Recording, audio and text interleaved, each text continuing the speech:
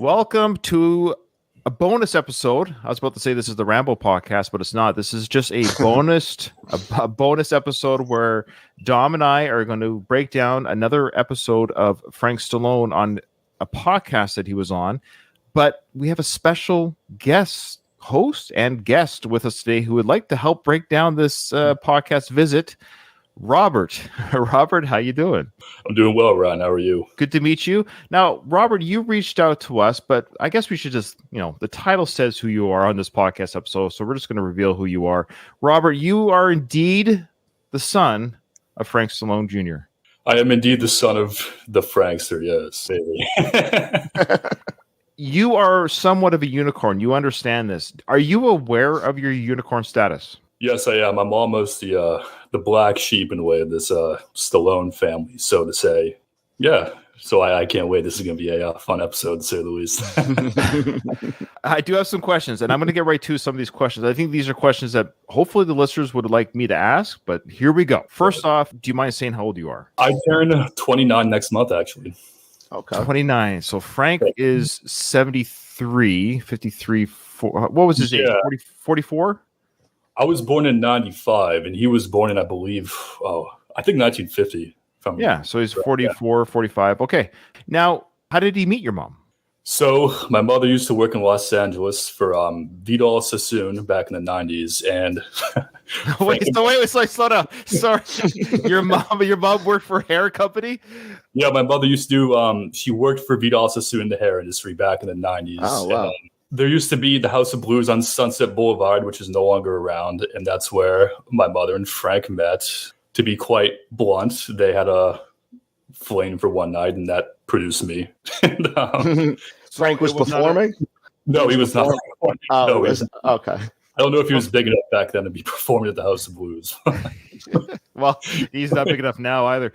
So it was a legit one-night stand. Yeah, it was a one-night stand, but they kept in touch afterwards when Frank found out she was having me, and because I'm from Boston initially, so yeah, Frank would visit my parties, my birthday parties growing up every now and then. I believe around 1999, they got in a huge fight. My mother got remarried. That's why my last name is not Stallone. It was, but now it's Hart. Things are going well now. My dad and I talk. That's good. Okay, so you said 99, they had a bit of a fight. So how much did you see him between 99 and when? I saw him in person first time when I was a freshman in high school, which was 2009. Quite a while, 10 years. Okay. It's always tricky. Family relationships were tricky, whether you're a celebrity or little peons like me and Dom. We all have our relationship with our parents are tricky. I have a fairly strong relationship with my parents. I think Dom, what I see on his Facebook, he has a great relationship with his family, and I'm blessed that way. And I have kids, and I actually have my oldest son is actually 25. Having that adult relationship is just not only just as important, but it's also valuable too. So even if maybe those lost years, if you and Frank are kind of making up and talking again or something, we congratulate you on that if you guys are good. But I did hear though, Robert, that he blocked you from socials. Can you share why he blocked you from socials? I sure can. So I was laid off in Boston from my sales position in early 2020, and I moved out to LA in October of 2020 to be an actor, which he was very not pleased about, to say the least. And so we went out to lunch a few times, and Can you express why he was not happy about your decision maybe to try acting out? Yeah, he just says, I'm a Stallone, I've done 81 movies, what makes you think you can be an actor? And I'm like, well, first of all, thanks for the encouragement, number one. Strong encouraging words. Yeah, thanks, Dad. And number two, I just think that he's how do I put this nicely? He doesn't want anybody to succeed in the entertainment industry, in my judgment, because he quite never really made himself. I think, how dare you speak ill of that? He's had an incredible career. I think the jealousy of his brother's success just never really. I'll do some speculation so you don't get yourself in trouble with your dad. So Dom and I have speculated on our breakdown. We do a bi-weekly sort of breakdown on Frank's public Instagram posts. We only share and talk about what he shares. I will say he forgot to unblock me on Instagram, so I have no idea what he's posting nowadays. He blocked me on Twitter, he blocked me on Instagram, but he forgot to unblock me on those two. So I don't okay. Got blocked before us, Rob. Yeah. That might be the only reason why I think he doesn't know about our podcast. I think after this episode, we might all be blocked. Right. So speaking of his brother, Dom and I have speculated, and it's really not a mystery, that there seems to be a real, I don't say love hate's the right word. I'm sure they love each other's brothers. I mean, but again, families are complicated. But you can sense or see from what I have witnessed in the public viewing that's been available to me that there seems to be a real jealousy that Frank has with his brother Sly. Yeah, I mean, there was a period, to my knowledge, in the 1990s when they didn't talk for 3 or 4 years. I think it was over something lawsuit related. I don't know what it is specifically, but well, there's a failed film that they almost did together. Is that what was it regarding that? That's what it was. It was with Dennis Hopper and all these other people. And so, Dom, do you know about that film? No, I actually didn't know about that. If you go on IMDb, you can actually see it still exists. I forget the name of the film. It's actually like so they filmed it and everything. There was footage. Yeah, it's like Andrew Dice Clay, Dennis Hopper, and my father. I think. What a cast right there! Yeah, right. Andrew Dice Clay, Dennis Hopper, Frank, Sly. Yeah, but no, my dad did something on set, and I'm just saying what I know. I think he got in trouble, and he had to owe a lot of money to the production studios. And Sly was beyond livid, and I think he excommunicated him for quite a while. Oh, wow. I think years on end, and yeah, their relationship is so odd. It is weird. And that, again, that's what the public sees. I see that. I don't know the family outside what I see. This is what I see. It's interesting too, because I haven't watched The Family Stallone in full because it's a little too I don't want to say painful, but I've seen clips and it's like the Frank you see around Sly and his family is not the Frank that you see on a night out with him by himself. Because you see the show, he's a little like timid, insecure, a little like you know what I mean? But when he's not around them, he's a different person, as you can see in videos, So yeah, for sure. Do you know your cousins? I met them once in 2012. They were very young when I went to Sly's house. That's the first time I met him, actually. And I met them in 2019 at my father's concert. They were nice. I mean, they were with their boyfriends at the time, so they were kind of into themselves. But no, I have nothing say they were fine when I met them. They look like they're, and that's what I'm gathering again from what I see on the shows and the social medias. They seem like well-adjusted, fine individuals. They're just the daughters of a very famous man, but they don't seem to be anything other than that. They seem to be well-adjusted, good people. I think that's a lot owed to the mother, Jennifer. People that I know who know Jennifer, people that I trust, say that she's the real deal, that she is really a sweetheart of a person. Yeah, no, she was actually the only person that kind of made an effort to talk to me when I was at their table. There you go. So it tracks. What I've heard tracks.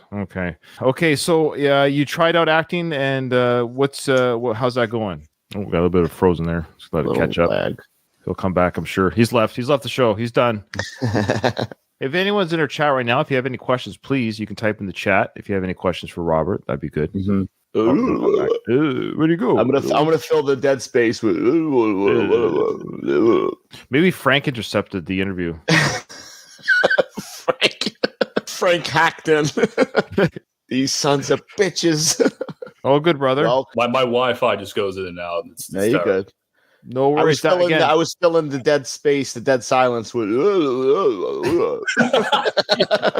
yeah, I'm sorry. What was your question, Ryan? You asked before I cut off. Well, I don't remember now. That's okay. What will you asked about the acting, right? Oh, the acting. Oh, yeah. That's right. Yeah. So where are you at with that, or what's going on? Yeah, so I mean, I've studied in Boston 5 years prior. I did a few plays, Shakespeare and whatnot. I was honestly sick of my corporate job back on the East Coast, so I decided to not only move to LA to try this, but also reconnect with my father, establish an in-person relationship. But yeah, the acting, I mean, I've done a few student films, independent films. I find it difficult to get my foot into the door to do much more profound projects and on the larger scale. So that's where I'm at now. It's not progressing as much as I hope it would. Yeah, time will tell. It's tough, let's just be frank here. It's tough. It's like Hollywood there's a lot of nepotism in Hollywood, and there's a lot of nepotism in the world in general. It's not just Hollywood, whether it's corporate jobs, it doesn't really matter. Family can help other family. And I understand that you haven't quite been receiving maybe that Stallone help that maybe other families in the industry have helped their kids out. Like look at Kurt Russell and his son. Look at that great relationship they have there. And I mean, yeah, you see all these. I mean, I know what you mean, which is why it's bamboozling to me sometimes. I talk to my father. I say, you know everybody in the industry. Could you at least maybe give me a chance to prove myself? He says, right. Oh no, I can't get work. So That's just well, that's his own fault. Frank can't get work. Yeah, we love Frank, and there could be a reason why. The funny thing about Frank and Sly is like Frank is a singer / sort of songwriter / singer and somewhat bit of an actor, and then Sly likes to pretend that he can sing. Yes, well, the Paradise Alley theme song. Oh yeah, Rhinestone. Rhinestone. Yes. The thing about my father is he's 74 and he has this unrealistic notion that he wants to be a star. That's why he posts all these. Like he wanted to be on Tulsa King, and he got mad at his brother because he didn't give him a part. Is your father bitter about not getting Rhinestone? I'm asking the hard hitting questions. Yeah, please. It's a great question. If I had to make an assumption, I'd probably say yes. It's odd that Frank would feel like, or anyone, I should say anyone should feel like, and I know you're not doing this, but to a certain degree, it's good to help your family. Absolutely. But let's pretend my podcast was a successful podcast and people actually listen to it. And I had a family member like, hey, can you show me how to podcast? And maybe absolutely you'd help them out. But there is a point that no matter how big I might be, it's still up to my brother or my whatever, I only have brothers, but any family members I have, I can help them figure it out, get the foot in the door, maybe get a couple guests for them to come on. But at some point, they got to run on their own, right? And put it this way, we've always said this about your dad, is that Frank, all things being equal, if Sly died at childbirth, right, and Frank was born without an older brother, we wouldn't be talking to you right now. No. You wouldn't exist. Like, Robert, you probably wouldn't exist right now because the chance of your mother meeting Frank Stallone and having a tryst, the Robert that exists today would not exist probably. No, and I've thought about that too. It's just, you've seen his interviews. He always goes on these tangents about how, he should have been The Rock. He wanted to be the next Elvis and the Beatles. And it's like, Dad, if your brother never made Rocky, like, you would not be where you are now. Well, that's the actual proof. I hate to say is because of his brother, we do have the Frank exposure. Like, he's been exposed. Yeah. We've seen what he has to offer, and the world doesn't care. You would not know who Frank Stallone is if Sylvester never existed. No. Instead of being jealous, we've said this before, and we're not saying this because you're here, but instead of being jealous, he should be thankful. He should actually just be thankful and have full of gratitude towards his brother. I mean, he would not have had to stay alive and all this if it wasn't for it. I'm sorry to say, but I mean, he wouldn't. Well, no, because again, because he has the platform, and if it was enough, it'd be enough. But yeah. We do have a question here from Katie. Actually, she's my co-host on the Rocky podcast. She wants to know: have you met Sly's? I'm betting you haven't, but have you met Sergey Stallone, his surviving son from his first marriage? No, yeah, I didn't think so. I don't think anyone has, quite frankly. I met Sage when I was very, very young. But oh wow, okay. Very. You have met, I think you're friends with, I believe it's, let me get this right, your uncle, right? Dante. I am close to Dante, yeah. Yeah, I am. So for our listeners who probably don't know this, Dante Stallone is Frank and Sly's half-brother. I believe it's a half-brother to both of them, so it's your uncle. They're a half-brother. Frank Stallone Sr. had a child when he was in his 70s, close to the 80s, I believe, and that's Dante. We've talked about Dante on our podcast. Frank had him on his Instagram once there. That's how we knew about him. What's Dante like? What's his story? If you don't mind sharing anything he'd be willing to share. Yeah, I mean, Dante can certainly speak for himself if you ever have a chance to have him on, but he's a good kid. I believe he's 27. He lives in Florida. I met him in person once because I went to see my grandfather, Frank Sr., in 2010, right before he passed away. And but Dante's a good kid. He went to school in Florida. He's into boxing, ironically. Yeah, he's a good kid. We Snapchat a lot, and he's on the right track, I think. So. Oh, good for you. Well, we saw pictures of him on Instagram. It looks like he does the weights and stuff. And what's your weight regime like? Are you following your father's footsteps, doing just 3 hours a week, 4 hours a week? All you got to do is 1 hour in there. That's all. No. I'll be very candid. I'm very lazy about going to the weight room. I was with my dad a couple of weeks ago when we were at dinner. He said, "Oh, like you have no arms." I'm like, "Dad." I'm like, "Dad, to be honest, I don't really care. Like if I'm jacked." You know what I mean? I like the dinner conversation of him insulting your arms. He's like, "Oh, He's like, oh, your thighs aren't big enough in your pants." Shut the fuck. Jeez. Speaking as a father, that's usually what I direct those kind of conversations with my kids. I often comment on their body and their arms. Yeah, as opposed to being intelligent and doing well at work, he wants to expect you to go to the gym 5 times a week and get. So we have a couple burning questions here. You don't have to answer if you don't want to. Well, number one, something Dom and I have speculated on regarding Frank is his hair. So Dom's wearing a toupee right now. So on a This scale, is my hair, Ryan. This is my hair, Rob. This is real. So on a scale of 1 to 10, how much of that hair on top of Frank's head is the hair that is growing genetically from his body without any help? Oof. I mean, if you see pictures of Frank Stallone in his younger years, I mean, I have his hair. I'm receding a bit at the crown, so I don't think a lot of it's real. I'll be quite honest. He has a better hairline than you, Rob. He does, and And if you see Sly in the family, well, I mean, Sly has the best hairline for a 77-year-old I've ever seen. 77, yeah. He has the hairline of a 13-year-old boy. Right. For whatever reason, Sly and Frank have this amazing ability that I've seen on very few men where their hairline increases as they age. That's an amazing ability. I've never seen that before. I wish I had that. So. I always say I'm waiting, Rob. I'm waiting for mine to kick in again. Eventually, I think it's gonna. Yeah, I'd like my crown to come back too, but Same. When you allow your body to age naturally, it just looks better. If you're receding hairline, you're receding hairline. If I mean, look at Dom. Look how handsome Dom is with that chrome dome there. I mean, would you want him any other way? No, it's all good. I'm used to it. I'm just. Thank you. That's what I always say too. What was that? I missed that, Robert. Bald is beautiful. Bald is beautiful. My grandpa is bald. Said to him. Yeah.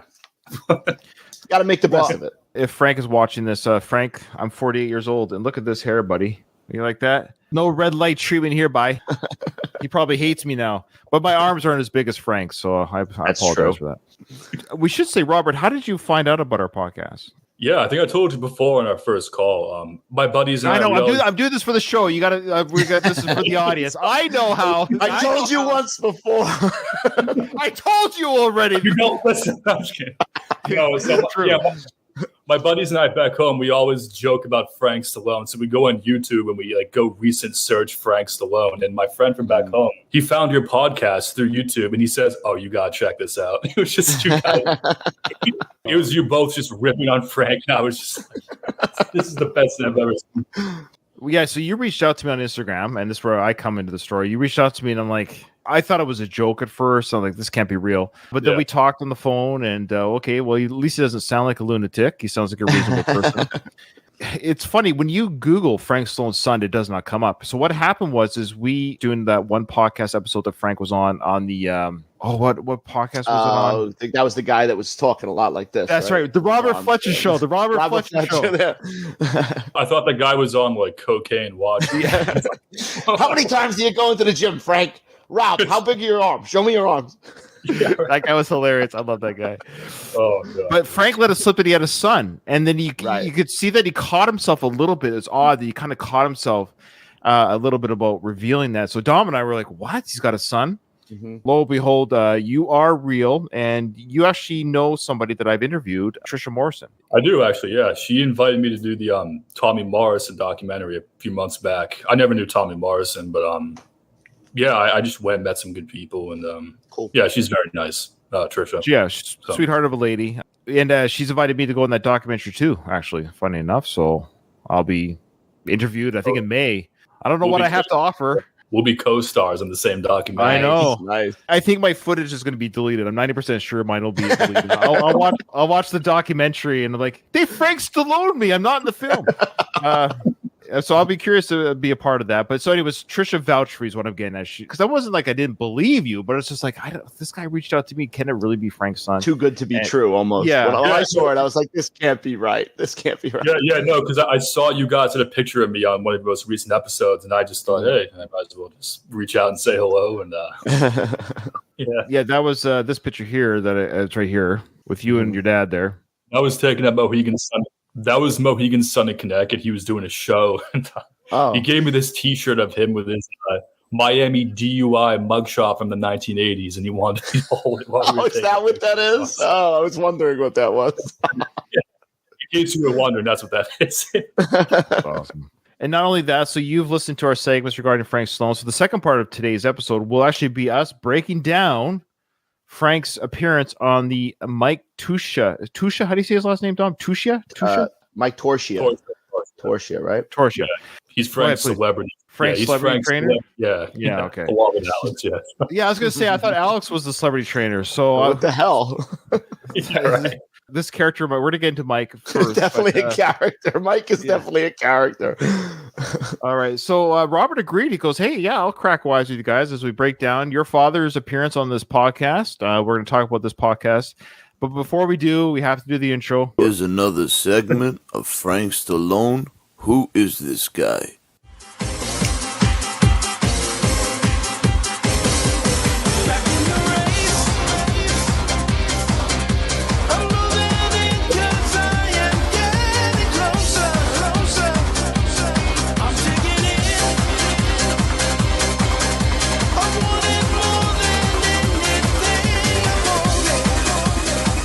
So I see, Robert, I see you laughing.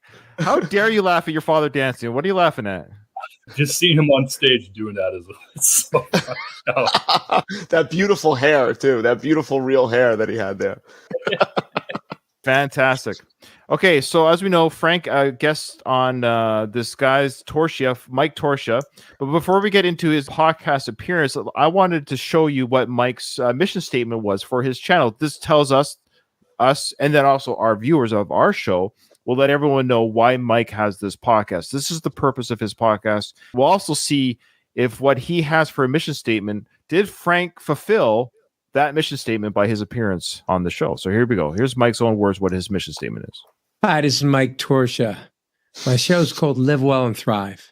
I decided to create this about a year ago, but I didn't really put it together to a few months ago. Okay, so first, I was like, sorry.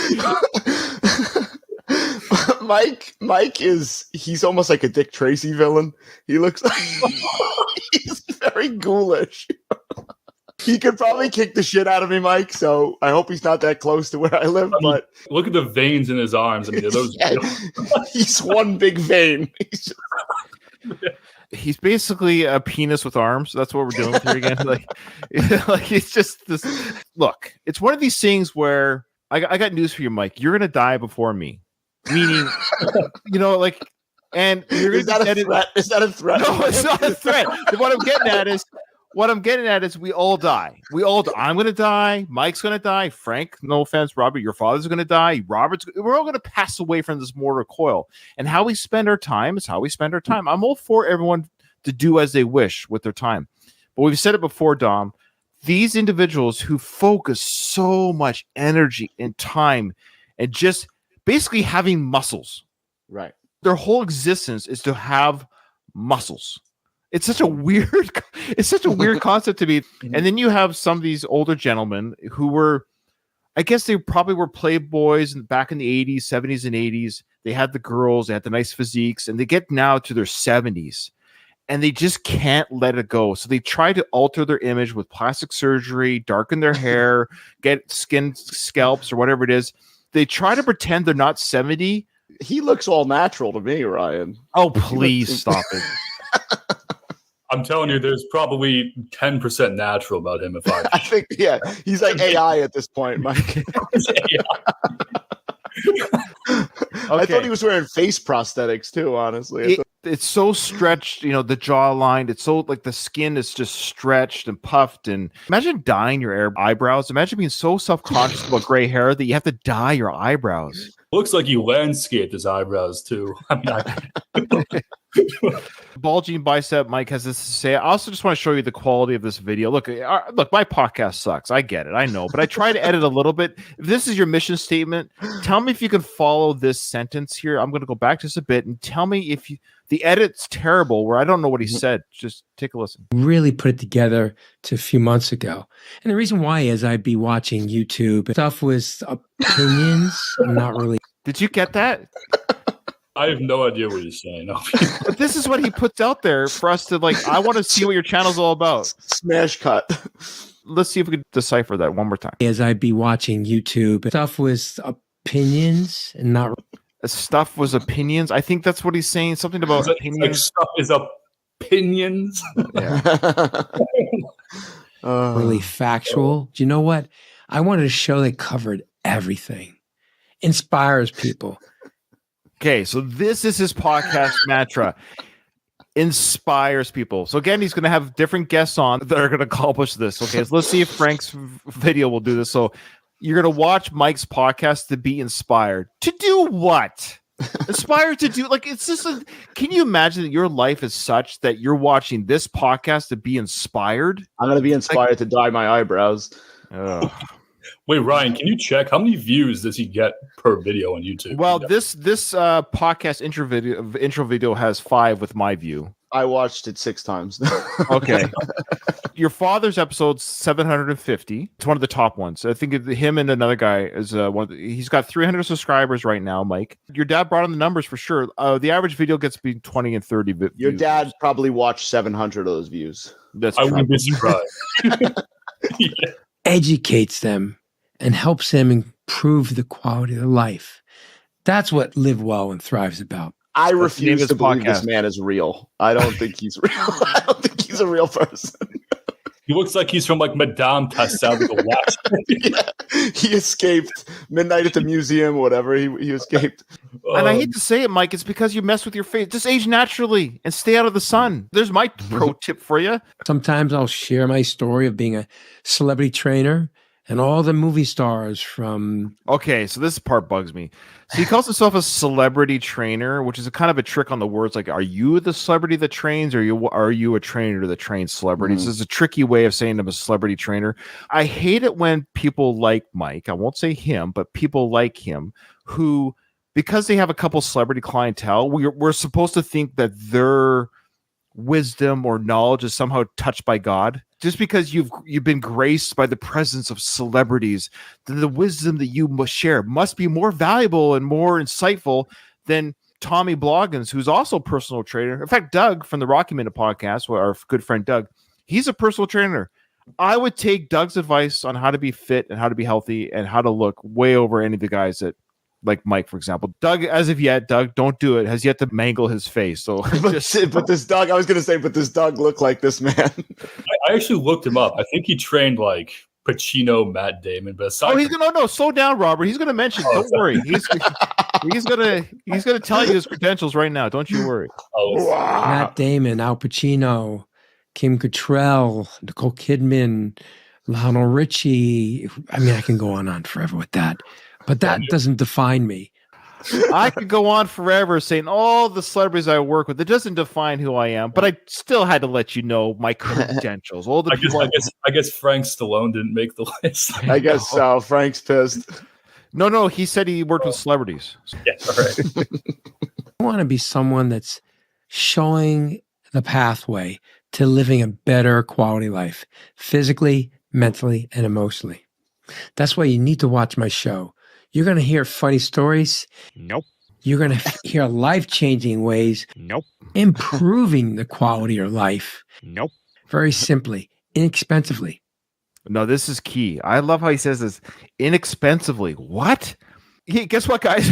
My podcast is extremely inexpensive. You get to listen to it for free every week. Isn't that amazing? But this guy's got things to sell. Don't kid yourself. It's all a product. At the end of the day, Mike has himself to sell and products to sell. Inexpensive what? Very simply, inexpensively.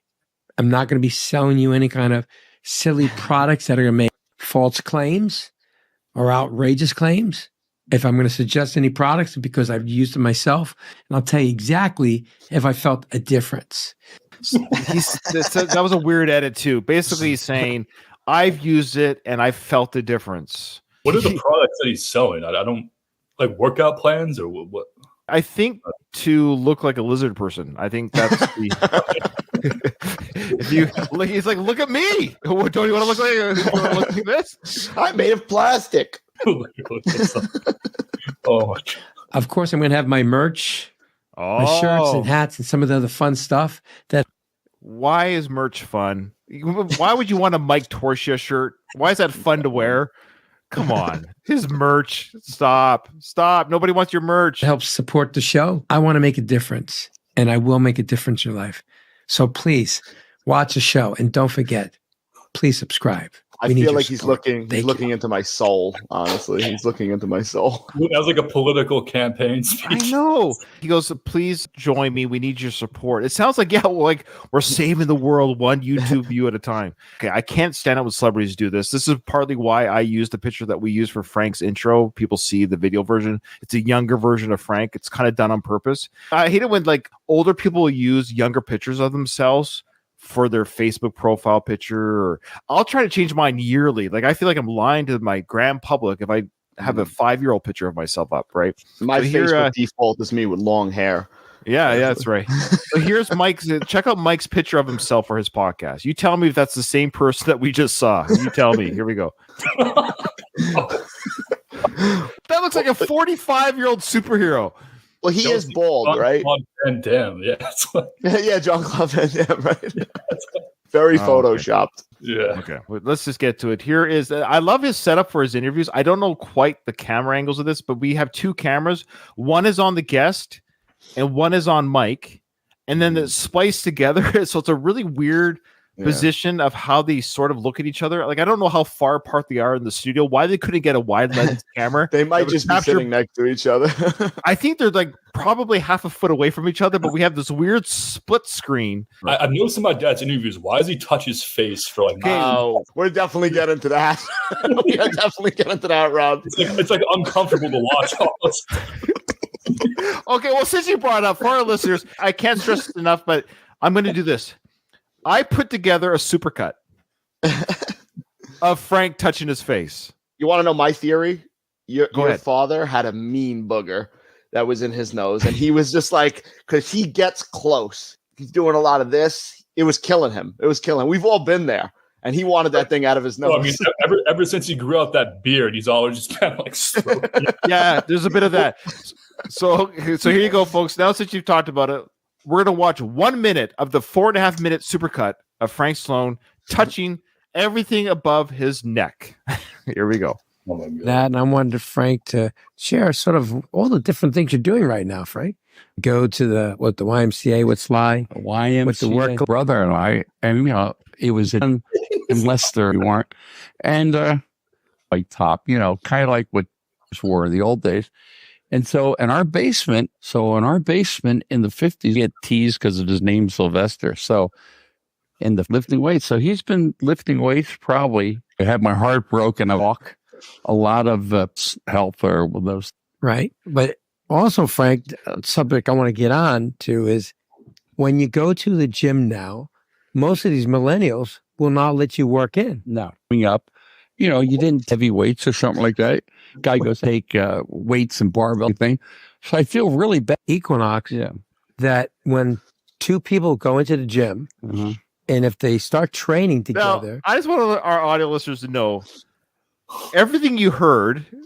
It almost sounds like what Frank sounds like when he's being not cut up, but everything you heard there was Frank with his hand on either his hair, his beard, or up his nose.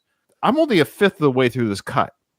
the floor supervisor will come over and go, It'd be like a girls that are smoking quit because it's photobio, and it's very interesting, but this is much more powerful than those. I was at 183 for supposed to get like that.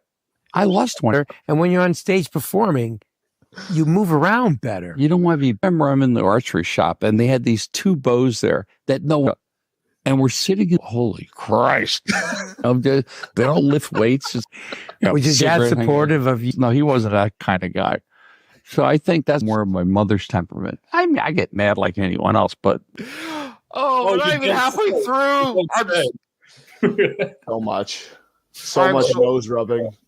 Okay, so we're going to take a break from that. I put this supercut together of every time he touches his face, nose, ears, beard, eyes. It's insane. I have more footage of him touching his nose and his mouth than Mike does talking. That is absurd. There's more footage of Frank's hands on his face in this 50-minute interview than Mike speaks. I didn't bother cutting that together. Just take my word for it, folks. Okay. So let's go back to the beginning of the interview. Let's hear how this is introduced. Hi, this is Mike Torsa, and welcome to Live Well and Thrive. My special guest today is Frank Stallone. Frank has a reality series with his... See, look right there. Look how close they are. You can see Mike's hand on the split screen coming up the other way. His face. Yeah, that's going to happen throughout. There's so much footage of him touching his face, but this is the real time him touching his face. I love the purple ascot he's got going. Oh, it's beautiful. Yeah, he's been rocking the ascots lately. Yeah, we were wondering about that. Did you also notice that he has this lunch on his shirt? Did you catch that? He's got spilt food on his shirt. Check out his shirt. He's got like spilt mayonnaise or toothpaste. Hi, this is Mike Torchia, and welcome to Live Well and Thrive. My special guest today is Frank Stallone. Frank has a reality series with his family, but he has much more than that. So he's got a reality series with his family, but he's got much more than that. Okay, we're going to talk about something. Okay. And I wanted Frank to share sort of all the different things you're doing right now, Frank. This was asked twice, by the way, throughout the interview, and Frank has nothing going on. At the end of the day, he has nothing going on other than his bourbon, which is true, but we'll talk about that. He does reveal how he got into that business. And that was a question Dom and I had, like, how did he get going on this bourbon? Well, we'll get into that. Hear what Frank's answer is regarding what's going on in his life. Well, Mike, I try to keep busy. The older you get, you want to have more hobbies and things. So no, the older I get, I just want to read a book and die. Like I want to crawl into a hole and die. Honestly. Aside from doing concerts and playing and doing films, I have an extensive boxing collection. I'm one of the top boxing historians in the country, and okay, I think we lost Robert. We'll just wait for him to come back again. That's fine. So, did you catch any of that? The boxing historian? He's one of the top boxing historians. Yes, impressive. How do you get that title? Is it self-proclaimed or? Yeah, I think it's self-proclaimed. I think he just gave it to himself on this episode here. Okay. So I do that, little hobbies to keep my mind going, and of course working out, which has been part of the Stallone family since the 50s. There's the working out. Wow. I remember you used to go to the YMCA with Sly? YMCA. With the work gloves and... With construction gloves. Also, a lot of nipple from Mike over here. A lot of nipple action. I don't know what there's more of, Frank touching his nose or Mike's nipples. I never noticed the nipples, holy smokes. I am Mike Torchia, and I'm your worst nightmare. I live in your dreams. I look like Freddy Krueger. Oh, I never even noticed the nipples. The nipples. That is hilarious. I was so focused on Frank's nose picking. You guys have any questions or any comments? You guys are watching us live. We appreciate you guys watching us. That's great that you're here. Come on down. Oh, there he is. He's back. He's back. Okay, there he is. I'm sorry, guys. My Wi-Fi. You're good. All good. We're talking about Mike's nipples, actually. Mike's sticking out. I said, I don't know what there's more of, your father touching his face or Mike's nipples. Did I miss anything special in the last minute? No. One of the moments where Frank throws Sly under the bus. Oh, here we go. My brother was a skinny kid, and he had a bad temper, but he used to get teased because of his name, Sylvester. So there's a good nose pick shot there. There we go. Frank does this all the time. Anytime he talks about Sly, he's always got to do this little bit of he got teased because of his name Sylvester, and he was skinny and he had a bad temper. He does it a couple times in here, I think, too, when they bring up when Sly got into acting, that Frank was into music first. Frank was very adamant that he was into music first. So Katie, my co-host, thank you, Katie. She's keeping us straight here. So Katie wants to know, Robert, because I think we had some technical difficulties. It got interrupted, but you were blocked by Frank, but we got sidetracked. Did we say why that happened? Why the block happened?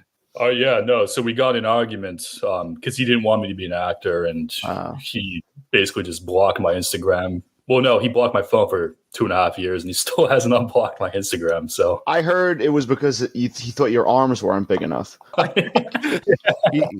He's mad that you're not doing hair treatments, I think. Okay. Okay, this is where Frank is talking about a girl at the gym. He gives her some advice on how to be a better athlete or a better fitness person. Now, I told a girl, I got in a little trouble. I said, if you trained as hard as you text, you'd be Miss Olympia. I want to know what a little trouble means. Like, did he get escorted out of the gym? Didn't you say the last time he went up to some girl in the gym and said, You have a nice face, but if you lost some weight, something. Gotta love Frank. Always hating on the He's women just he's working out. terrorizing women in the gym. That's what it sounds like. What is he doing? Why make it your business? Let her text. Who cares? Let her be. And this is the thing about these older guys. You are dinosaurs, and it's okay. It is a different world. These are people that were born with iPhones in their hands. You have to deal with that, guys. This is a different world. The same way that we used to go to the gym when I was younger with just a CD player in our pocket. We didn't have phones, but now they do, and that's what they carry with them. That's how they socialize, and they film and they share it. You don't have to like it, but that's what they do. I always like it that the older generation always assumes that the way they've done things is the way it should be. Things just change. You have to be okay with that. All right, there's a little bit more complaining about the gym coming up here. Occupy the machine. You did your business and left. And if you were doing heavy weights or something like that, guy goes, hey, man, you mind if I work? Yeah, no problem. And that's how you make friends. It's supposed to be like a friendly atmosphere. I go to Gold's now, like no one puts the weights away. You can't find any dumbbells. People take weights and barbells from one room to the next room. You can't find anything. So I feel really bad for the trainers. You're sitting there, guys paying you $80 an hour. You can't find dumbbells to work at. So that's how much Alex costs. We got the cost. $80 an hour to hire Alex. Steep. Now, did you catch that the trainer gets the weights? Is that their job? I guess so. I never had a trainer, so I wouldn't. So we just figured out there, Robert, that Alex costs $80 an hour for your dad. That's not cheap, figuratively speaking. I mean, that's no. And it sounds like it's the trainer's job to get the weights. And Alex has a hard time at Gold's Gym finding the weights because nobody puts them back where the fuck are the weights, Frank? Your Alex is getting very good. I feel like in that last interview with Alex, I can understand a word he was saying every time. Yeah, no, nothing. Yes. I got he says he trains exceptionally hard when he's got a concert. Go to the gym for an hour, 10 minutes. By the time you're home, people are getting up and you've gotten your workout out for the day. Well, I know you train exceptionally hard when you have a concert. Oh, so once every 10 years? That's what I was getting at. So never. They make it sound like he's on the road touring, like he doesn't tour. He doesn't tour. His last big show was that Atlantic City show, I think. I tried seeing him. I told you, I tried seeing him at the other Atlantic City show, but it got canceled. He talks more about his concerts coming up. Do you guys have any speculation as to why he's not doing concerts? Because I have my own theory in a way. Rough. Well, because I knew a few people in LA that he got in fights with the owners of the clubs for whatever reason. Oh, wow. He's one of these people, can only speculate what I've seen. I have a theory that he's this type of personality where he's just never wrong. And it must be nice to never be wrong. It must be nice. I wish I could never be wrong. The way he thinks, the way things should be, the way things aren't the way they should be. He's got answers for everything. It's amazing that somebody who knows how to do everything has done not much. Well, what he does too is he demands such high fees for his shows to the point where he thinks he's like a B-A-list like performer, and the people are just like, no, sorry. You know what I mean? If he was smart, he would lean into his D-list celebrity. You should lean into it. Have fun with it. Almost be more like that character that the producers of the Family Stallone show are trying to make him out to be. If he was truly like that outside the show with the public, I think it'd be a different story for him, maybe. Did you both see his performance when he was in Italy? We did cover that on one of our episodes earlier. Oh, you did? Earlier. Okay, yeah, where we showed the unedited version of him singing, because he shared his video of him performing on his Instagram, but he cut off the video before his voice started cracking and croaking. There is a unedited version of it. What's on our podcast? We found a video of it. Somebody in the crowd filmed it. Yeah. Really? All right. My next clip here talks about what he had last year. Yeah. Because that's really demanding physically. It is. And I went through a bad bout of viral pneumonia, which almost took me down last year. It just came. Let's just say, I'm glad you're still here, Frank. We want you here. Absolutely. We love you. Do not want that viral pneumonia to take you. So did you know that your dad was sick when he went to the Mayo Clinic or the Mayo Clinic? I was told he was sick, but that was during the period where he was blocking me, so I didn't have the chance to reach out. How come you didn't wish me, son? How come you didn't send me any flowers? I didn't know where you were. I didn't know. Yeah. Came out of nowhere. And and I couldn't train for a while. I was on prednisone for 7 months. I mean, it really ruined me, because it eats your muscle, eats your strength. So he talks about how during this time too, he gained weight again. He got up to 211. He couldn't breathe, and he body shames himself for being a piece of crap because he was sick and old. Mike agrees, like, yeah, you were terrible. You could hardly breathe. You couldn't walk up the stairs. That's right. Couldn't walk up the stairs. Right. Red light treatment, and it's good for hair treatment. When you can't breathe, oh boy, it scares you half to death. You think? I love that revelation. Hey guys, he's talking to people to stop smoking because if you can't breathe, it's very scary. I've read that somewhere too. Suffocating really sucks. It's not fun. Okay, so here he goes talking about the red light treatment. Here we go. Now share with me about the red light treatments that you. Oh yeah, it's photobiomodulation. So it's like red light therapy, which is becoming pretty popular nowadays. And it really changes your molecular structure in your body.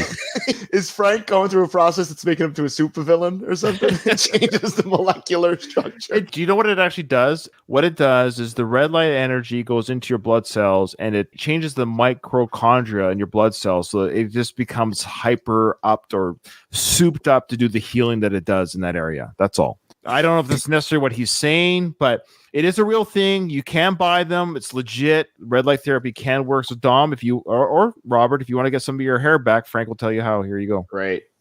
Like this machine I use, it's a very expensive machine. It looks like a tanning. A nice little humble drop there. It's a very expensive machine. Most pieces of shit out there won't be able to afford it. It's not that expensive. I looked online. You can buy them on Amazon. I mean, they're not like $10. They're like hundreds of dollars, but they're not like I can afford one, and I'm not a big time celebrity, so you can afford them, folks. But it's red lights. That's very powerful, and it really helps with hair growth. That's my favorite line. Helps with hair growth. Who cares, Frank? You're bald. It's fine. Let it go. Then he leans into afterwards. He says, my shoulder, it helps with my shoulder. But then he goes on to say after that despite it helping with my shoulder, I'm still going to probably need surgery. It doesn't really work. This stuff is it's all voodoo, mojo stuff. You're old too. You're 73. It's okay. Right. Your body's going to fall apart. Like it's just not going to work the same as natural. It's natural. It's just natural when you get older, i.e. when you're in your 70s, your bones will get arthritis stuff. Like it's going to happen. That it happens to everyone. You can't. But have you tried red light treatment? You know what? I'm going to ask my chiropractor about red light treatment. Tell him Frank Stallone recommends. Yeah, exactly. Okay, so I've got something where he basically gives some contradictory statements about weights. I always feel like Frank is at odds regarding his own weight program. I said, I have friends of mine that are steer wrestlers and farmers. You know what's the heaviest thing they lift over the head? A bale of hay, which is like 48 pounds. When do you ever lifting 48 pounds over your head? It's not really that easy to do it over and over again, too. But what he's basically saying here, well, he'll explain it. We're going to lift 200. The heaviest thing you'll probably lift in your lifetime is a shoebox on a shelf. I mean, when are you ever going to lift 200 pounds over? He's basically saying what I've been saying. In fact, Jerry Seinfeld has a great bit on this. You probably know, Dom, you're a big Seinfeld fan. You guys don't like Seinfeld? He had a great bit on this about people who go to the gym. See, to me, you go in the health club, you see all these people, and they're working out, and they're training, and they're getting in shape. But the strange thing is, nobody's really getting in shape for anything. The only reason that you're getting in shape is that so you can get through the workout. So Frank is actually making that point. You don't need to bench 400 pounds. You don't need to squat 600 pounds. The only people that need that kind of strength are the people that are doing those things in the gym. But outside the gym, we're not squatting our life away. We're not. So it's just funny how Frank, in a weird way, is sort of proving my point that, yes, eat healthy, proper diet. I agree with all that stuff. But you don't need 100 supplements. You just need a proper diet. You don't need to lift weights. Just go for walks, do a free body exercise, free weight body exercises, just like yoga, stretches. Again, I'm 48 years old. I'm pretty healthy. Why? Because I don't eat and drink and smoke and all those things. So just live a healthy life. You'll be fine. Frank says something about a big stomach not being attractive in bodybuilders. Yeah.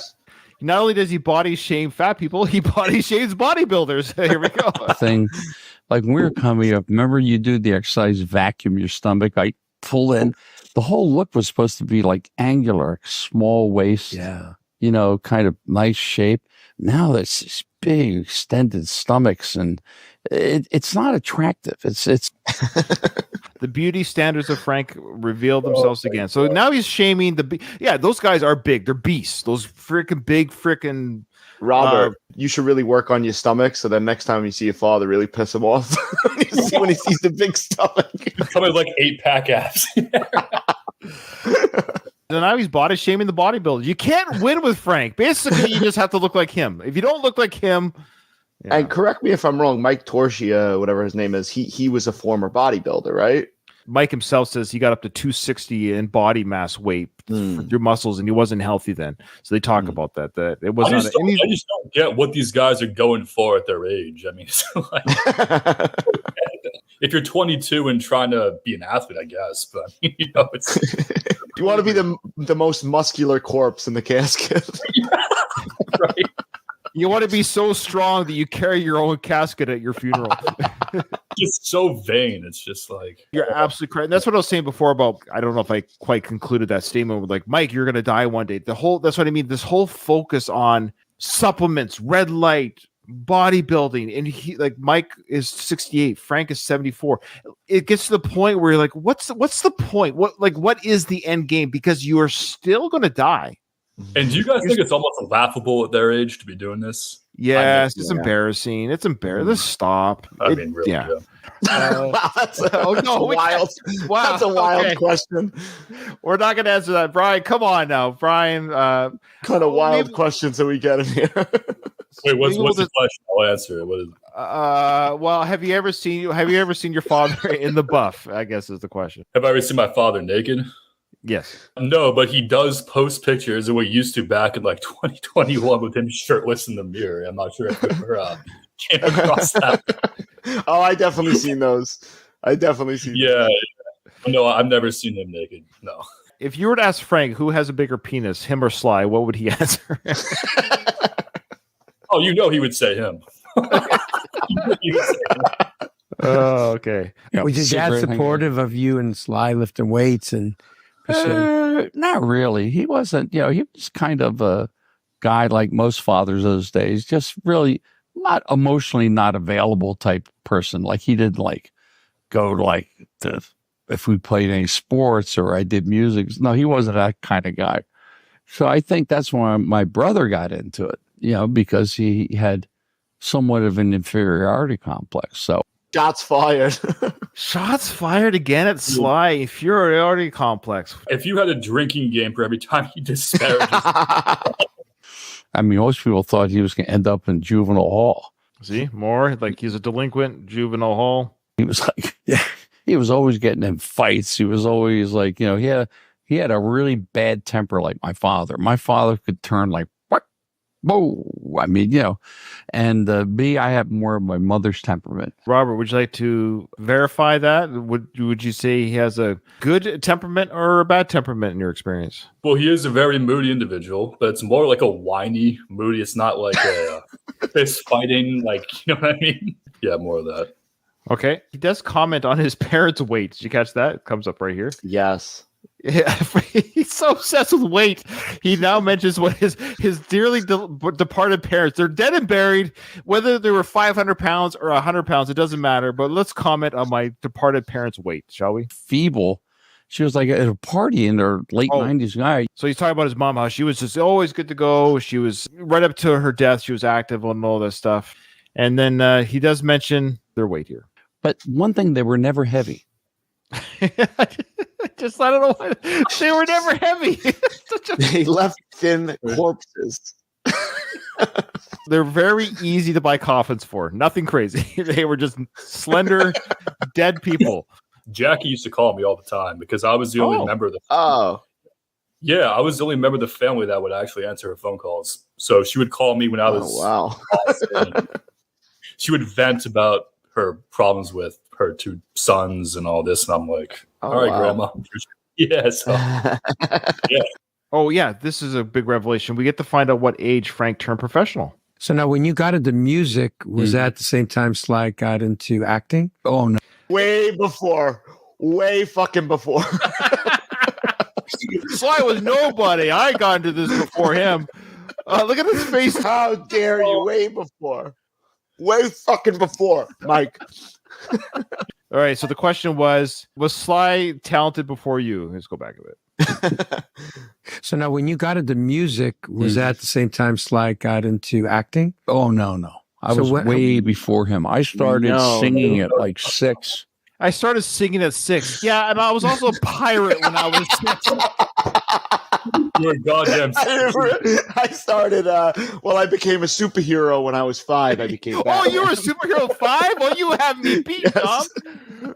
Oh my gosh. Professional in 1965. I was 15, which was Is professional? Does that fall into the category of just getting paid? Yes. Right. He sang at whatever event or fruit stand or something. They gave him 15 cents for a song or something. He considers that professional. So every busker you see on the streets is a professional, according to Frank's logic. illegal, to be playing in bars or clubs. Or he kind of got into his thing probably in college, like maybe 18, 19. Way after me. That's what's funny. Like Sly literally got into acting at the same time because they're 3 years apart that he got into singing. So yes, he was younger when he started quote unquote singing, but they both got in the same time, their own respective careers, more or less. Okay. But speaking of arms, just so you know, Robert, he didn't just comment on your arms. He also comments on his brother's arms. Check it out. For that time, he was in really good shape. Most guys didn't work out or lift weights. So he was actually in pretty good shape. He had about 16 and a half inch arms for, 1965. So I love how he knows the exact measurements. That's what I was just gonna say. Why does he know his exact arm size? I have 3 brothers. I don't know any of their measurements. I don't even know how old they are. He was wearing about a large in underwear at that time. Large. That's what I mean. Their relationship is so weird, man. It's so their sibling rivalry and everything is such an odd pairing. These two, they're like, I can't think of any other celebrity family that has more odd drama and weirdness between them than these two. I'm just trying to think of a family where it's just so oddly competitive and weird. And do you guys even like each other? Like, why do you even bother?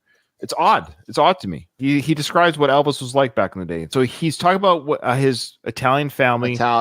Yeah, experiencing the Beatles and music for the first time in America. It was like a foreign language for them, obviously, or a foreign thing for them to experience the Beatles and stuff. But when I saw Elvis on TV in 1956, I mean, my relatives are all off the boat, and they've never seen anything like this on TV. Gyrating, long hair. That's Italian. That means like he's crazy. Okay, because of the gyrating hips. Thank you for your Italian. Do you speak any Italian, Robert? I do not speak any Italian. No. I don't speak it. I understand little broken up things, Yeah. Okay. He does mention that he got his hit record when at the age of 33. Have there been hard times? Oh my God. I didn't have my first hit record till I was almost 33, and I started at 15. Oh, interesting. He had his hit record the same time that Sly did Staying Alive. Isn't that weird? Right. But it had nothing to do with his brother. Had nothing to do with his brother. Oh, of course. No. No. No way. So he talks about these hard times. Frank, you've had more opportunities, way more than the average American. Way more. You've had incredible opportunities. A little comment here from George. Thanks for joining us, George. He says, enjoying the podcast, guys. Rob seems like a cool, down-to-earth guy. Was Rob ever asked to be a part of Frankie's documentary, Frank, that is? So Stallone, Frank, that is, the documentary. Were you asked to be a part of that documentary? No, because he was blocking me during that time. that was during the blocking phase. There was a phase where he was blocked. Yeah. That was the great blackout of Frank Stallone. Yeah, no, I was not invited to do that. Yeah, great question, George. And we'd like to give a shout out, of course, to Derek Wayne Johnson, awesome guy who did that documentary. Yeah, Derek's a great guy. I will sing praises about Derek to the day I die. He's one of the good ones out there. He did Frank a big favor by doing that documentary. I'll say that much. I was gonna say, if you guys ever want me to get Frank himself on this podcast, I can probably arrange for that. Well, we'll talk about that offline as well, how that might go down. Actually, I'll say this. Anyone listening at this point still in the podcast, I'll say this, that we would love to have Frank. Here's the thing. We have no ill will towards Frank. Just like any other human, he's complicated, funny, weird, I don't understand everything he says. We're all those things. Dom's those things. I'm those things. I'm sure people did a podcast episode about Ryan. They would find a lot of different things about me that are funny or weird, or make fun of me. That's fine. Honestly, if I had Frank on, this would be my hope and goal, is that we retire the Frank bits with his appearance. No, and that's the thing, because I like to I know the Frank segment keep going. I don't want him to. Oh, well, at the very least, I would love to have him on if he's okay with the fact that we've had some fun with him, because I think a good, strong man, Frank, would be okay with all this, because celebrities have to know people take the mick out of them all the time. His brother, my goodness, the amount of ribbing his brother has received throughout his career, from Saturday Night Live to Mad TV to comics, late night TV, tabloids, like his brother has received whatever. Did you guys hear about that recent event with Sly and Yeah, it's garbage. It's garbage. Oh yes, we heard about. I don't know what to make. I don't know what to make. No, I'll tell you. I'll be really quick about that. So yes, there was a comment, some background extras claim that Sly said that the guy was a tub of lard or something. Two things I'll say about this. I'm not condoning it, but I'm also not condemning it. Meaning, if Sly said that, then he did. That he did. It's not the worst thing you could say about somebody. Maybe he was irritated. Maybe he was in a bad mood. Maybe he was feeling frustrated about something. We don't know the whole story. There's also people that were there who said they saw nothing of the sort. These couple odds off the set. There's some pretty girls over here. Come on, what are you doing? Yeah, I mean, if I were to guess, it's probably this dark sense of humor, just joking around, and someone took it the wrong way for whatever reason. Exactly. I can see him saying, "Oh, we gotta get these fat guys out. We gotta get some pretty girls up here instead." Look at this fat guy. He can't even walk. What is this? This guy's got a fat back. You got to talk to my brother Frank about the fat back. Did he talk about fat back in this one?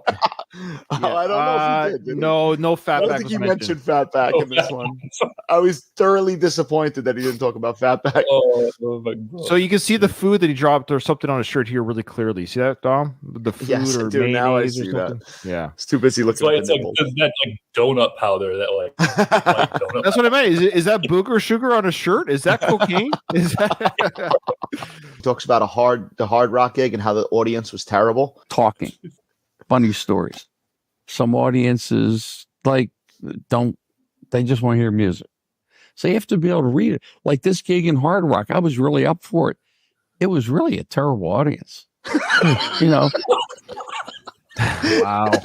He goes on to say, like, you never reprimand the audience. And meanwhile, he's reprimanding the audience. No, isn't that a quote from Sinatra? Never reprimand your audience. I think he's. Is it? That. Oh, I think okay. it is. Yeah. Well, you mean Frank wouldn't come up with that on his own? So I figured, okay, Frank, just shut up and just start playing whatever hits they know. Hits? Is that plural? If you sing the same song more than once, you have to win over the crowd. Like, I'm not a performer. I actually just saw a concert 2 nights ago. I saw Queens of the Stone Age with my son, and it was a wicked awesome show, incredible show. And there was an opening band, and I actually liked the opening band. I was curious how the crowd would take this opening band, because they're very different style of music than Queens of the Stone Age. They're more of like a glam metal band type sound to them, old school, not glam metal, but kind of like David Bowie mixed with Queen, mixed with hair metal, and they're fantastic. But this front man, dude, won over the crowd. The crowd was kind of quiet at the beginning, but by the second last song, he had the crowd singing, people clapping on their feet. He won the crowd over. So all I'm saying is, it's your job as a performer, and if you're good at it, you win the crowd over. They didn't say anything to the crowd. Just by the end of it, with their music, their talent, and their ability, that's what shows the crowd. The crowd say, "Hey, these guys are good," and they are good. They're called the Struts, by the way. I don't know if you ever heard of these guys. Great band, by the way. I love them. But they won over the crowd. I was so proud of them because they had the crowd going. It was fantastic to see. So you're saying Frank didn't win over the crowd? No, I'm just saying, like, yes, you don't reprimand the crowd, but you also just show what you've got, and that will win over the crowd. That's your job on stage, is to win over the crowd. And just do the best you can. And then, and then people come up and go, "Hey, man, I really like the show." I said, "Well, where were you? Like sitting on your hands? What were you doing?" So, jeez, man. I love it. Anyways, all right. Was he expecting a standing ovation? I think so. I think so. But Mike asked the question. This is twice now in the interview. He's asked, "What do you have going on right now?" It's twice that Frank went back to the reality show. Right. And that's fine. He should just say, "I'm retired. I'm semi-retired. I just post things on Instagram for fun. I'm on the Family Stallone show, and every now and then I do a gig. There's no shame in that. Right. But the fact that he doesn't even address that he's not doing anything, he tries to pretend that things are going on, but they're not. It's okay to say, I'm 73. I'm done. I've been in 83 films. I'm just semi-retired. I'm just chilling. He's done 81, not 80. 81. Get it right. No, Get it right. I swear he said 83 at one point. I could be wrong. When they're talking about the Family Stallone, he refers to himself as like the Kramer of the show. I like that. I like that. I'm in I think there's 10 shows. I think I'm in like 9. So he's talking about there's 10 episodes of the season 2, and he's saying basically that his role got increased in season 1 because he's kind of a draw now. You're right. This is how he compares himself as the character that he is on the Family Stallone reality show. And because I became I got 3 beautiful nieces. They grew up in privilege, but they're good kids. You got my brother. Oh man. Yeah, they are good kids. That's probably the most true thing he's actually said. I think the daughters are good kids from what I can tell. Who he is. And then his wife. And then you have Uncle Frank, who's like never been married, 73. So I'm the Kramer of the show, like on Seinfeld. Or So you say racist things from the stage? Yes. I should have been hung up. Have you seen that clip? Oh, Michael God. Richards. That's a whole podcast. That clip. Oh, I think that's Frank's favorite comedy bit. He was in the audience. He gave a standing ovation. Okay. Did you catch what Frank said about his niece's friends? Oh, yes. It's coming up right now. Check out what he says about his nieces and their friends. This is fantastic. So I'm the guy that comes in and kind of upsets the apple cart, but not being mean. They're like, Uncle Frank, I can't believe you said that. I said, well, believe it. So he's saying here, like, I'm not politically correct. I'm a little bit crazy. I'm a little bit zany. I'm such a shock value. It's like, no, you're out of touch. You're just rude, honestly. That's where it really comes down to. If you're right, Robert, because if you catch the girls in the show, they laugh. They're not laughing with him. They're actually embarrassed, and they're laughing kind of, I would say at him, but they're laughing like, I can't believe Frank's doing this kind of laughter. Like this, they're not laughing like this is hilarious. We think he's funny, like Cosmo Kramer in the show. They're actually laughing because this is uncomfortable. I saw the clip you guys posted about when he passes gas at the dinner table. Oh, yes, I'm like, yes. No, while people are eating, he does that at the dinner table. I'm just like, Fantastic. Okay, here he goes now about the daughters and their friends here. And they're afraid to have their girlfriends around me. I said, please. I'm not going to do anything, but I'm not blind. What? The Frank segues are so fast. I didn't catch it on the first listen. I'm not blind. I can see that they're pretty. So he's basically saying I might be 73, but my brain's still 25. I said, well, believe it. And they're afraid to have their girlfriends around me. I said, please. I'm not going to do anything, but I'm not blind. You see what these girls at 28 look like. I said, that's when you wish you had a time machine. Yeah. It'll take about 40 years off me, okay? Or maybe 50. I was actually sitting next to my wife when I was watching this, and she was doing something else. I heard it just go ill. It's basically Frank saying, my niece's friends are hot. I'm not blind, and I can see that. If I had a time machine, I would knock off 40 or 50 years of my age so I could bang them. That's going through his head. He's saying the only thing stopping me from creating another Robert is that I'm too old for them. Oh man, bless your mother's heart. I guess she's seen him in the buff. We could ask her. She has seen him in the buff. Yes. Oh man, I grew up watching all the Rockies. This was funny. Isn't that funny? He said Pope grew up watching all the Rockies, and I did the math. The Pope's 87. When Rocky 1 came out, the Pope was 39 years old.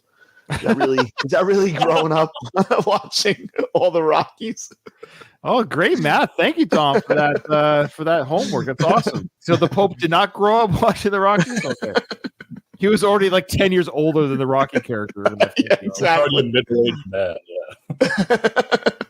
So yeah, we don't need to go back and listen to that. So he's just talking about that moment. That, funny enough, that scene was not shown in the Family Stone. The Catholic Church probably didn't allow it to be shown. Oh, right. I remember you saying that. Yeah, it's too bad. So yeah, it's too bad they did visit the Pope, but it was not used in the show. I think this interview was done before the release of the show. So even Frank probably thought that it was going to be in the show, but it's not, unfortunately. I'm just trying to figure out the context of this comment, but he mentions pronouns. Just like a family, being a family, doing. He's talking about his family, which is a normal family or a kooky family, whatever it is, normal family. Also mentions that his nieces aren't sluts. Did you catch that too? Yes. Okay. And I think the show, it kind of captures, okay, my brother is probably one of the most famous people in the world, but it's also like a normal family. The girls aren't dressed like strippers. And I kind of wish they were, but The girls aren't dressed like strippers. his obsession on bodies, images, what girls should and shouldn't be wearing. Okay, let's go to the pronoun talk here. So he's talking about the family again. He's sort of talking about the times that we live in now. it's kind of like a breath of fresh air, considering all the drama and, pronouns, all this new stuff going on. Genders, people having different genders. It is what it is. If people want to call themselves an elephant or a kangaroo, I actually don't care. Right. Mm-hmm. I go about my day. But it's funny how this older generation, again, gets so wrapped up. If other people are weird, as far as you're concerned, let's just say they are weird in your view. Okay, just move on with your day. But He's such a staunch Republican. He has to throw that in there every time. You know what I mean? The things may be gone a little different some ways, but it is what it is. So we can't change yesterday. We can change the future, can't change the past. Past is the past. And I'm trying to kind of get with that. I'm kind of nostalgic and stuff. But, you just got to look ahead because that's all you got. This is the point of the interview where I didn't know it started to just spiral and I didn't really know what he was talking about anymore after a while. this last 10 minutes of the interview it's hard to clip too much. As you get older, the days go faster and the years come faster. When you're like 20, 18, you go, oh, Christ, I got maybe 70 years ahead of me. You get my age, what do you got? Good, maybe 25. 25. Look at that. He thinks he's going to live to 100 years old, this guy. That's 25 years to be in shape. George wants to know, Robert, do you have a favorite film of your father's? Favorite film of my father's? Wow. I mean, I like Rocky, if that counts. That counts. Take it back. I mean, I like Tombstone. He was in it for probably approximately 7 seconds, but I How dare you? He stars in that film. He stars. Yeah, right. Like it was Sam Elliott. Yeah, He gets killed in the first 5 seconds of the film by Val Kilmer's character. But he does a great job. He's almost unrecognizable. Like in that side character role, it's almost a cameo. He does a fine job. No shade from me. I love that film, and I'll say Frank's performance does not take away from the quality of the film. So he's got nothing to be ashamed of in that part. So, did you guys ever see Barfly when he fights Mickey Rourke? I have not. That's a film that I think Dom and I might have to review for. Yeah, we might have to. We might have to watch that one. He was actually all right, to give credit where it's due. He wasn't bad. Sure, that's what I've heard. Yeah, that's what I've heard. Yeah. He wasn't bad. Yeah. You know what's funny? This is for Frank and Sly and all actors. Look, the right script, the right story with the right director, you can get some fantastic performance. That's what I love about Quentin Tarantino is he'll take people that are kind of washed up actors, or people that maybe aren't that great, and he gives them roles of a lifetime, like Pam Grier and Robert Forster and all these guys. Like they're kind of washed up actors. Christoph Waltz and all these. Yeah. I would love to see Frank Stallone in a Quentin Tarantino movie. I would love it. Leading a Quentin Tarantino movie. Dude, I would watch it in a heartbeat. I bet you, I guarantee you, Quentin can make Frank look good. Like that's how good Quentin is. Mm-hmm. Yeah, you can make me look good in a movie. I don't act, and hopefully you can live in a healthy way, like relationship wise, friends wise. I mean, all we have is what we carry on our back, don't we? Yeah. Well, as long as it's not fat, you'll be fine. So, Dom, you got your bourbon, right? You want to show the camera? I did. Look at this bad boy. Look at that. Look at his face. There we go. I didn't think it was coming, but it's here. I have not cracked it open, Ryan. I've been saving it for the occasion. I ordered. Yeah, I know you're saving it for our show. I got mine, or ordered mine, and paid for mine January of this year. I have yet to receive the shipping order. Well, as I was saying earlier, you see the American flag on there? I know. You're I'm Canadian. Wait, Dom, have you tried a sip yet? You're waiting for the No, I'm saving it for the occasion. I've been tempted, but I haven't. Don't do it, man. You got to do the taste test on camera. I've had it before, and it's How was it? Should I spoil it, or should I wait for you guys to try? Yeah, don't say anything. Don't say anything. We've already given too many nuggets of good stuff. We want to save it. Okay. And he's got the Uncle Frank's meat rocket coming out. Yes. So people go, well, what's that mean, Uncle Frank's meat rocket? I said, well, that's up to your interpretation. To me, Look at that. He's always got the sex jokes. He's always got the sex Sexual jokes. innuendo. From what I've gathered from this interview, it's like a Slim Jim. It's a Slim Jim without as many preservatives. This is the first time you're hearing about this, Rob? I have never heard of a Frank's meat rocket before in my entire life. No, Yeah. never. Yeah. I want one so bad. Dom, can we see if we can order some meat rockets too? We're for going to our have to bourbon? see. I mean, they should be coming, right? They should be coming Okay. out then. He's talking. So Mike, I should say Mike right now, he's the dude that got Frank onto the bottle. It was Mike that introduced Frank to the bourbon guys. So it wasn't even Frank. So Mike says, look, you want to make a couple bucks on the side? Put your face on this bourbon. I've got some guys who are doing some bourbon. They need a D-list celebrity. Everyone else was taken. Can you get your face on this bottle? And Frank goes, yeah, I'll do it. So now Frank is saying, he's kind of conceding the fact, which I give him a little bit of credit for without him really saying, he's saying, I'm not going to make millions off of being a celebrity, a singer or an actor. Okay. He's now putting his face on bourbon bottles, meat sticks. He also says he wants to put his face on geese. And That's right. I forgot about that. in his mind's eye, you could make billions. but I think I want to get into something where I can really stand behind it. I said, this is what it is. It doesn't have nitrates. It doesn't have sodium. It doesn't have this. And I stand by it. Same thing with the bourbon. I said, Chris, I just have to taste it. And I had a few people over and I said, this is really good. 12 is really good. And so we're going to launch that pretty soon. Can't wait to get mine. I'm really excited about it because you know what? Not that I can't sing and play it forever, but it's nice to have something else. Yeah. Well, don't start now. Most these big Hollywood stars like Bob Hope and Bing Crosby and that became extremely wealthy wasn't because of movies. It was business. This is interesting. He's saying Bob Hope and all these other, like Paul Newman, they made money off of their products. Yeah, but the reason why, okay, I'm trying to say this very hard without sounding like an ass. That's not my intent. But the reason why Bob Hope could make extra money by putting his name on a product, because he was Bob Hope. Like Bing Crosby was Bing Crosby. So he was one of the crooners, one of the greats. Paul Newman, one of the greatest actors of all time. Paul Newman, are you kidding me? So of course they made money off their, because they are Paul Newman. Mm-hmm. Yeah, Newman's Own was after he was a movie star for decades. That wasn't Right. After he made a name for himself. Yeah. Sunkissed with Bing Crosby, Polaroid cameras with Fred McMurray. So they used their celebrity to be a spokesman and became part of these companies, and that's where they made their money. I mean, in those days that was big money for them, but it wasn't like the money they had. So I figured myself, I said, well, I like to talk. I'm pretty personable. I can sell this stuff. Good luck. Well, I can tell you this much. I've bought it. I did buy the bottle. I can't wait to get it. That'd be nice. I wasn't experienced enough, or I would have made mistakes.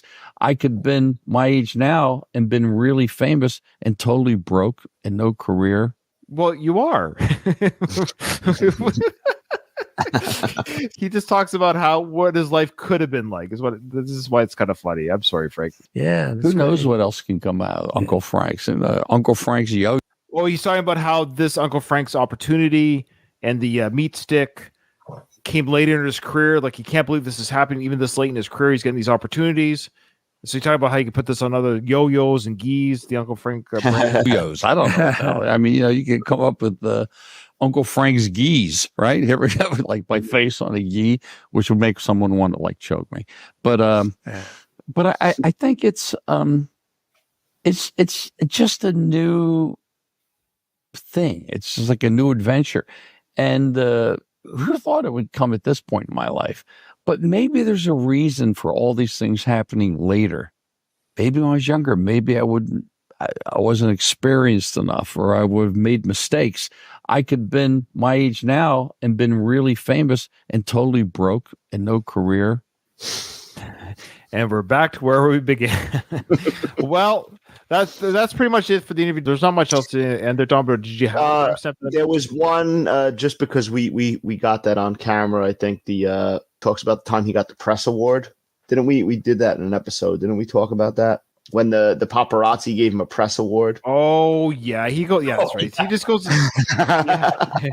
He talks about he does talk about how to be nice to the paparazzi. Why not just be nice? He says that it's easy to sign autographs. Why not just sign autographs? Right.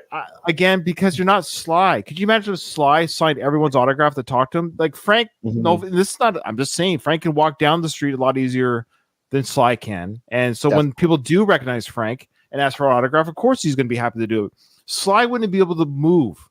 Think about Sly walking down LA. He wouldn't be able to move. People would be all over him. He can't go through Philly, for example, without having some sort of security team. It's impossible. Mm-hmm. Great fan. And actually, that's by Frank's own admission. When they went to Italy, the same thing happened. Frank said that they couldn't really explore Italy as a family. Right. Sly couldn't go out. He couldn't. It was too much. They even showed on the reality show that he actually couldn't go out because his celebrity is so huge that it was like Beatlemania for Sly being in Italy. We talked to people. I didn't even know when we were coming out of Craig's that night. They gave me an award, like one of the nicest guys to the press, because most people hate the paparazzi and press. I mean, some of them can be irritating, but I think it's listen, if you're famous in your spotlight, why not try to be nice to people? If you're famous, you gotta be nice. Yeah. I guess I'm always nice to our fans when we're out in the street and they're mobbing us. Yeah, that's just it. Like, it's not about being mean or not. It's probably just irritating. I'm sorry. Like, I'd probably be irritated if I was famous. Can I just walk to my car without cameras and microphones in my face? I know that's the price of celebrity and fame. You got to navigate around that. But again, it's a little bit easier to talk this way when you don't necessarily have the crowds around you. Bad day. Field goal, and he misses it. You don't think they want to just... He says at the end here, just talking about how even the greats miss their shots, make mistakes. That's his. He goes on for about 5 minutes about that. Best I got, and then try to best it. Thanks, Frank. Well, Frank, listen, I want to thank you for today, man. My pleasure, man. We'd have to come back when you have the bourbon out there and whatever meat rockets you're selling. Meat rockets, yeah, that'll be controversial. That'll be so unsettling. I definitely wouldn't go. Such an unsettling name. It sounds so inappropriate. Meat rockets. It's done on purpose. They do it on purpose, of course. On the View selling the meat rocket, kill me. But the Roseanne has a new show, so that one. Oh, he talks at the very end there. He just says he couldn't go on the View to sell his meat rockets. I love how Mike invites him back to the show. He's like, "No, I want to go on the View." But they won't have me, so I'll go on to Roseanne's show because she's crazy and she'll take me on. Selling the meat rocket, kill me. But the Roseanne has a new show, so that one I could do. Yeah, I like Roseanne. I like Roseanne, and so Mike, thank you for having. That's so mean. Like he's talking about, I could go on a bigger podcast, Mike. Mike's like, yeah, I invited you back on mine, but thank you for sharing the other podcast that you could go on instead. Me on the show. When it launches, I'm sure it's going to do very well. And I'm happy that you asked me to be on it. And we'll take it from there, buddy. Thank you, brother. Thanks, Mike. Appreciate it. They're literally sitting right next to you. Thank you for watching. Remember, subscribe and keep following our show. Thank you. Remember, I'm going to be in your nightmares tonight. Big episode today, guys. Big episode. I appreciate everyone that came on and watched us live. That was awesome. Robert, I hope you had an okay time with us and talking about your dad, your journey. Family life is complicated. Celebrity is complicated. Humans are complicated. We have a little bit of fun. We're taking the mick out of Frank a little bit here and out of Mike. It's all good fun. We wish them all the best. We wish Mike millions of views. We wish Frank millions of sales and bourbon. We want him to do well. That's the thing is we do not want failure. We want Frank flying off the shelves. We want his meat rockets in people's mouths. We want them. I want Frank's meat rocket in my mouth. No, listen, this was so much fun, guys. Thanks for having me on. And thanks everyone who did join us. We do appreciate it. And Robert, obviously, thank you so much for your time and for sharing your stories and insights to your life. And we, of course, wish you and your dad the best, happy, healthy relationship in the years to come. It's all about family and love. And Frank is I think in that heart of his, he's a good guy in there somewhere. We do get a kick out of him. And that concludes another episode of Frank Stallone. Who is this guy?